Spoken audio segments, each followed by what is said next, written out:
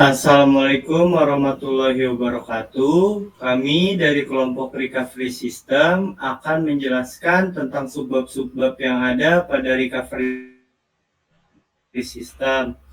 Sebelumnya, izinkan kami memperkenalkan diri satu persatu. Oke, saya Fajar Teguh Nugraha dengan NIM 191400408. Nama saya Kevin Pratama Setiawan dengan NIM 1211439.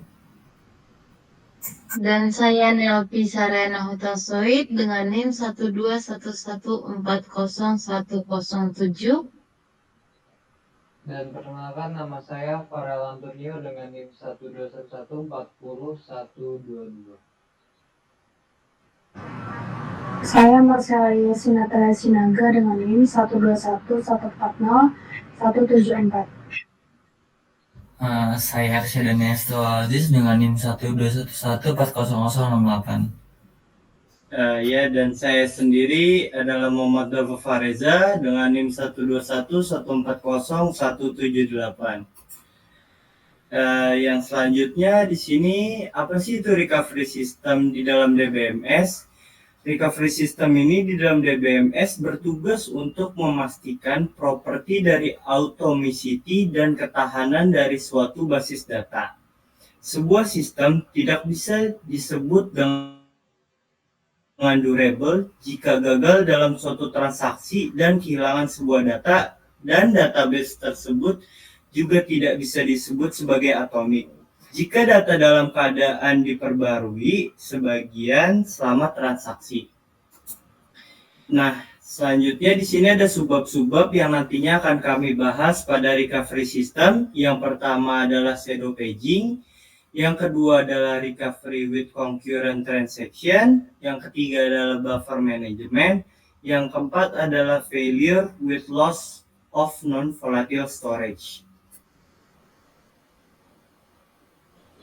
Oke, seperti yang kita perhatikan tadi, salah satu dari teknik recovery system adalah dengan shadow paging. Shadow paging sendiri adalah teknik recovery di mana sebuah basis data tidak dimodifikasi secara langsung, namun ke dalam sebuah copy yang menggunakan permanent storage, dan perubahan akan dilakukan di storage tersebut, sementara basis data yang lama masih utuh seperti semula. Shadow paging melibatkan dua tabel halaman. Tabel halaman aktual dan sesuai namanya, tabel halaman bayangan atau shadow page table. PPT atau actual page table berisikan alamat fisikal dari sebuah tabel data, sedangkan SPT atau shadow page table menyimpan alamat salinan dari shadow copy dari setiap data.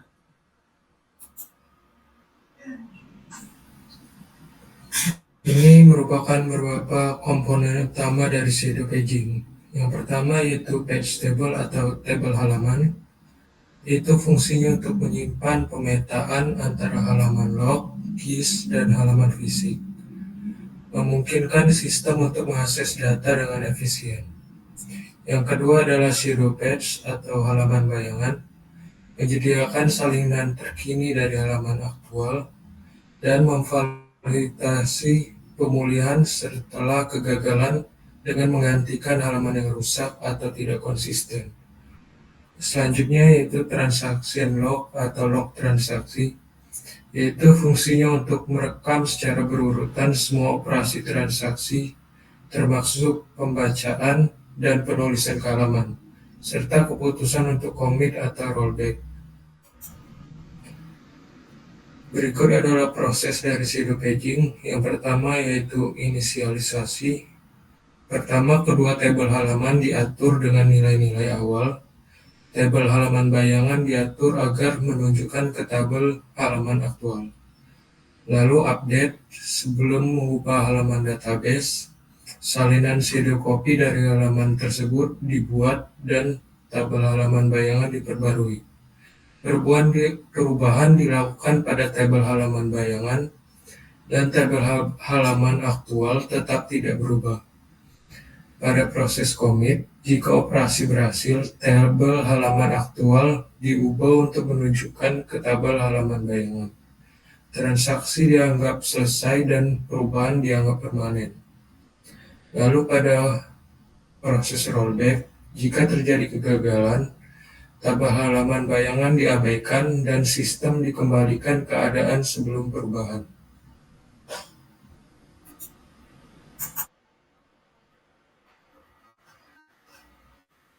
Oke, baik. Selanjutnya adalah shadow paging, yang mana keuntungan dari shadow paging adalah tidak memerlukan overhead atau rekaman log sehingga recovery dapat dilakukan dengan lebih cepat.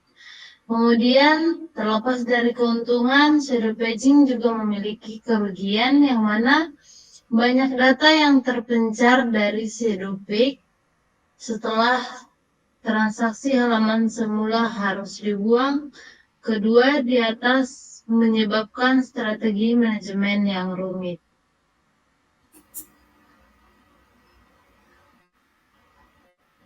Berikut adalah contoh dari shadow paging.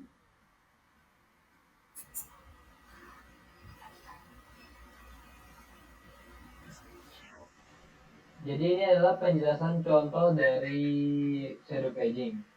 Untuk memahami konsep shadow paging, dapat dilihat gambar yang dipaparkan sebelumnya. Di sini, dua operasi write dilakukan pada page 3 dan 5. Sebelum write dijalankan di page 3, tabel halaman sekarang merujuk ke page 3 atau old. Saat write operation dimulai akan dikerjakan langkah-langkah berikut. Yang pertama, cari blok yang sedang free di penyimpanan. Yang kedua, setelah blok didapatkan, page 3 disalin ke dalam blok tadi yang dipresentasikan sebagai page 3 new. Yang ketiga, sekarang tabel data merujuk ke page 3 di dalam penyimpanan, tetapi tabel halaman shadow merujuk ke page 3 karena belum terjadi modifikasi. Yang keempat, setelah perubahan dikonfirmasi, barulah Dix merujuk ke page 3 yang sekarang sudah ditunjukkan oleh tabel halaman.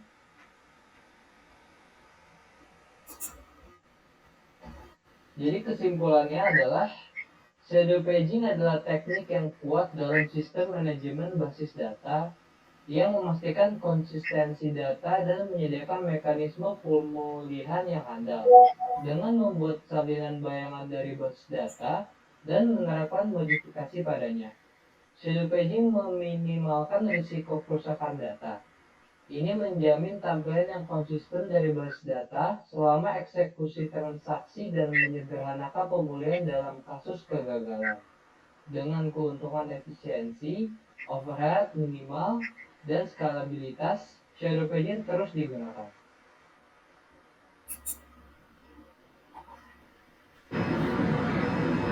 Kemudian ada recovery with consolidation transaction yang merupakan sebuah keadaan di mana pada saat dua atau lebih transaksi terjadi secara bersamaan, maka log yang disimpan akan mengalami tumpang tindih. Hal tersebut akan mempersulit proses recovery karena dibutuhkan proses lebih untuk menentukan perintah yang ada dalam satu set atau transaksi. Untuk transaksi 1 ada write 11, write 12, write 13. Yang transaksi 2, write 21, write 22, write 23. Untuk yang log, write 11 sampai write 2.3.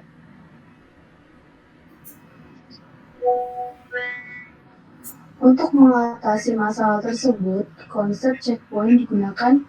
Yang pertama, dalam durasi tertentu, log dipindahkan ke stable sort, lalu write log checkpoint ke stable sort tersebut.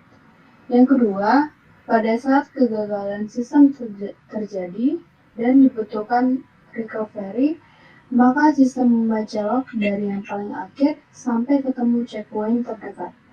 Yang ketiga, setelah checkpoint ditemukan, sistem melakukan redo atau undo transaction tergantung dari posisi transaction saat sistem mengalami kegagalan.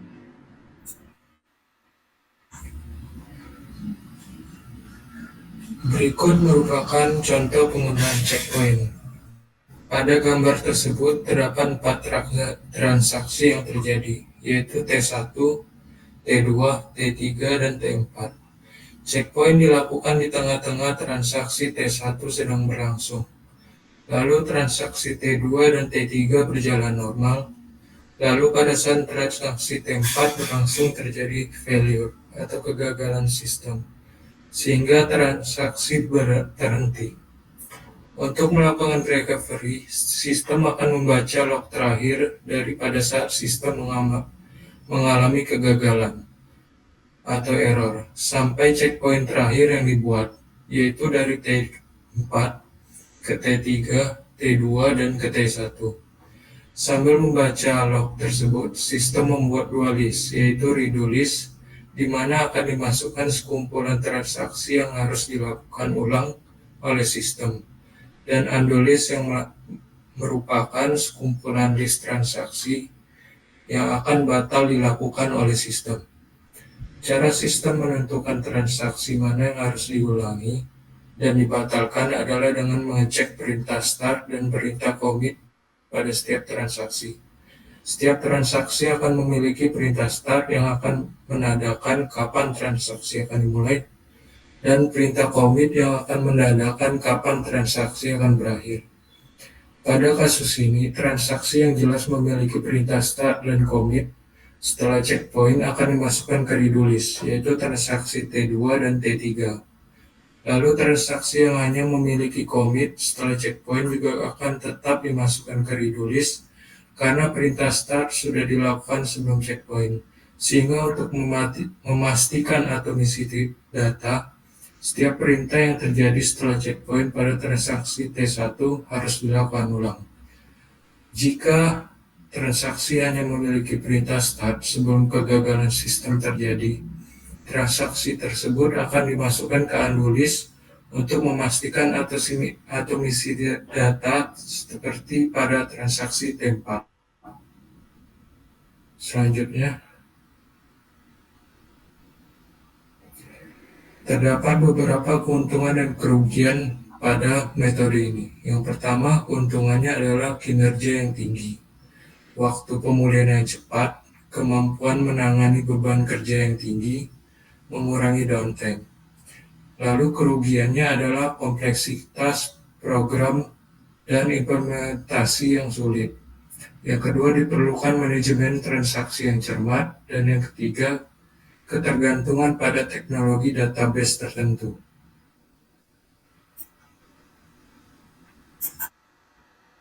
Baik, yang selanjutnya di sini adalah buffer management. Buffer management merupakan proses pengelolaan memori sementara atau buffer dalam sistem komputer untuk menyimpan data yang sedang diproses atau ditransfer antara komponen dan melibatkan pengelolaan area memori sementara yang disebut buffer. Yang digunakan untuk menyimpan data yang sedang diproses atau ditransfer dalam sistem komputer, pengelolaan buffer adalah strategi penting dalam berbagai aplikasi dan sistem komputasi untuk mengoptimalkan penggunaan memori dan meningkatkan efisiensi operasi data. Buffer di sini juga ada buffer manajemen menggunakan beberapa metode untuk menangani basis data. Yang pertama adalah strategi penggantian buffer dengan pengertian jika tidak ada ruang tersisa di dalam buffer, diperlukan untuk menghapus blok yang sudah ada dari buffer sebelumnya untuk mengalokasikan blok yang baru. Yang kedua adalah blok terpasang atau peanut block. Jika pengguna ingin memulihkan sistem basis data dari kegagalan, penting untuk membatasi waktu ketika suatu blok ditulis kembali ke disk. Yang ketiga adalah pemaksaan output block. Pengertiannya adalah dalam beberapa kasus menjadi perlu untuk menulis blok kembali ke disk meskipun ruang yang ditempati oleh blok di buffer tidak diperlukan. Yang selanjutnya yaitu adalah tentang keuntungan kerugian dari buffer manajemen. Yang pertama itu adalah keuntungannya sendiri ada peningkatan kerja, yang kedua ada optimisasi penggunaan sumber daya, lalu manajemen pembaruan data dan caching yang efektif. Sementara itu kerugian dari penggunaan buffer manajemen adalah yang pertama adalah overhead, yang kedua adalah ketidakkonsistenan data, yang ketiga ada risiko kehilangan data, yang keempat adalah ketergantungan pada algoritma penggantian buffer dan kompleksitas dari implementasi dari buffer manajemen ini sendiri. Mungkin Nah, di sini juga ada contoh dari pengaplikasian buffer manajemen. Umumnya buffer manajemen akan diimplementasikan dalam virtual memory dan dari beberapa kelemahan. Yang pertama itu ketika sistem operasi perlu mengulang halaman yang telah ada, dimodifikasi, halaman ditulis untuk menukar ruang pada disk. Yang kedua yaitu ketika database memutuskan untuk menulis halaman buffer ke disk, halaman buffer mungkin berada di ruang swap dan mungkin harus dibaca dari ruang swap pada disk, dan output ke database pada disk menghasilkan input-output tambahan. Idealnya ketika operating system perlu mengeluarkan halaman dari buffer, hal itu harus dilakukan dan meneruskan kontrol ke database yang pada gilirannya seharusnya masalah pada paging ganda, yaitu yang pertama keluarkan halaman pada database alih-alih mereka ruang, yaitu membuat dan memastikan untuk melakukan catatan log terlebih dahulu. Lalu jika diubah, lepaskan halaman dari buffer agar operating system dapat digunakan. Dengan demikian, lalu paging data dapat dihindari, tetapi sistem operasi umum tidak mendukung fungsi tersebut.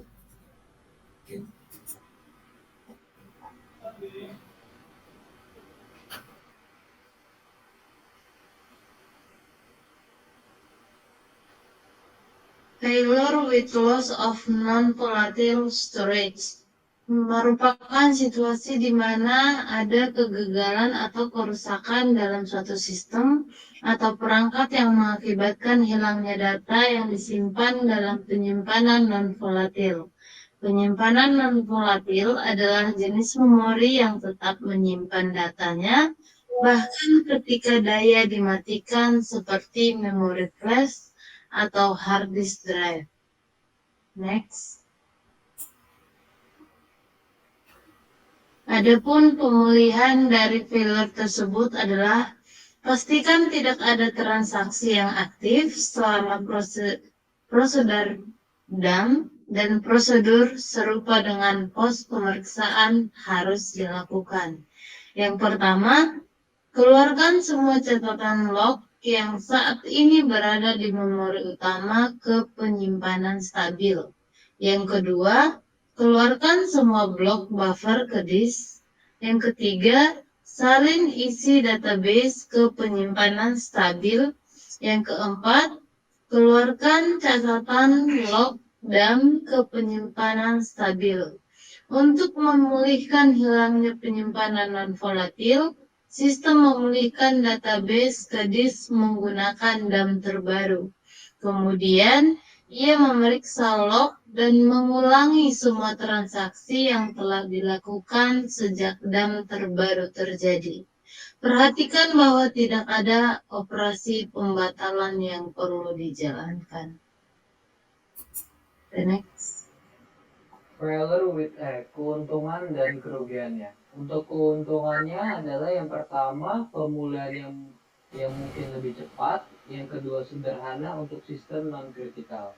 Untuk kerugiannya, yang pertama ada risiko keamanan, yang kedua pemulihan yang sulit atau tidak mungkin, yang ketiga risiko kehilangan data, keempat ketergantungan pada cadangan yang efektif, dan yang kelima adalah integritas data tidak terjamin.